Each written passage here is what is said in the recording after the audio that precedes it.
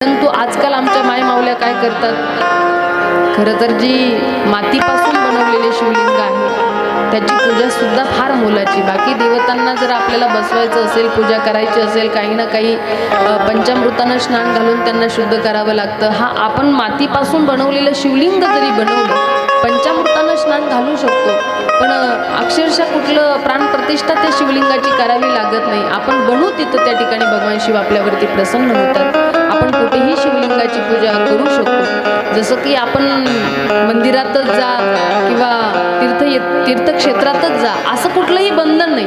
आपण कुठेही त्या ठिकाणी आपली श्रद्धा असेल, आपण उपवास धारण केलेला असेल तर मातीचं शिवलिंग आपण तयार करू, तिथे सुद्धा आपण तितक्या श्रद्धेनं प्रेमानं भगवंताची पूजा जरी केली तरी सुद्धा ती देवाला प्रियच आहे. पण आमच्या माय माऊल्या ज्या वेळेला तीर्थावरती जातात, जसं की इकडे आळंदीला गेलं की इंद्रायणी माता आहे, पंढरीला गेलो की चंद्रभागा आहे. लक्ष देऊन ऐका बरं माय माऊल्या, तुमच्यासाठी फार महत्त्वाचं आहे, कारण आपण फार श्रद्धाळू असतो.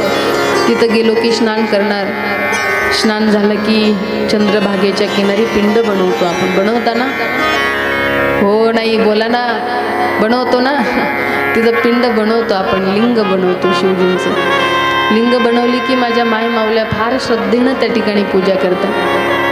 आणि पूजा केली की ते शिवलिंग तसंच सोडता आणि निघून जातं, हे मात्र चुकीचं आहे. इथून पुढे कधीही तीर्थामध्ये गेल्यानंतर, स्नान केल्यानंतर जर शिवलिंग आपण मातीपासून वाळूपासून बनवलं असेल तर ते लिंग तसंच सोडून यायचं नाही. त्याच्यावरनं कुणी पाय देऊन गेलं किंवा त्याची काही कुठले कपडे त्याच्यावरती पडल्या गेले, तुम्ही तीर्थाच्या कडेला जाऊन पहा, कितीतरी अस्तव्यस्त घाण कपडे पडलेले असतात, काही ना काही खराबी असते.